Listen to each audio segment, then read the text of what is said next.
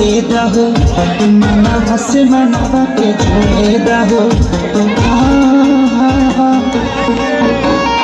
छिका जवानी के उड़े दहो मनवा से मनवा के जोड़े दहो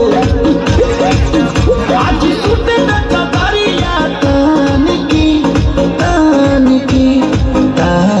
की टूट जाए राजा जी, टूट जाए राजा जी पलंग। क्या बात है टूट जाए राजा जी पलंग साजवान के।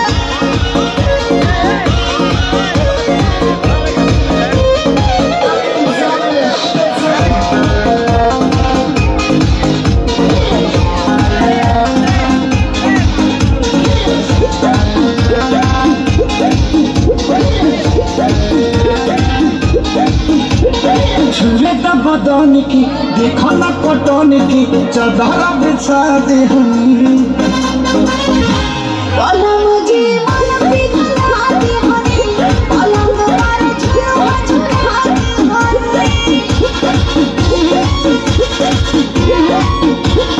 छुए त बदन की देखो न कटन की चदरा बिछा दे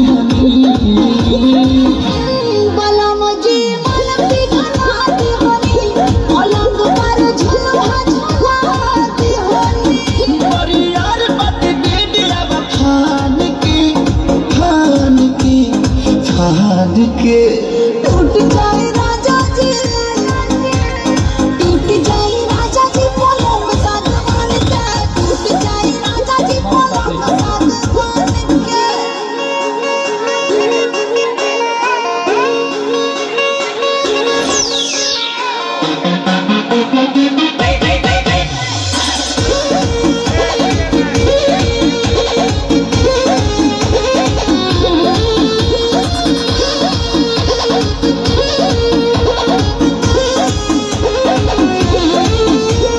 बने त बेसरमी देहिया में गरमी कोई लागी हो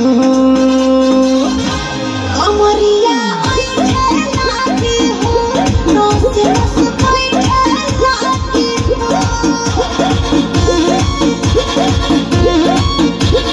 बने त बेसरमी देहिया में गरमी कोई लागी हो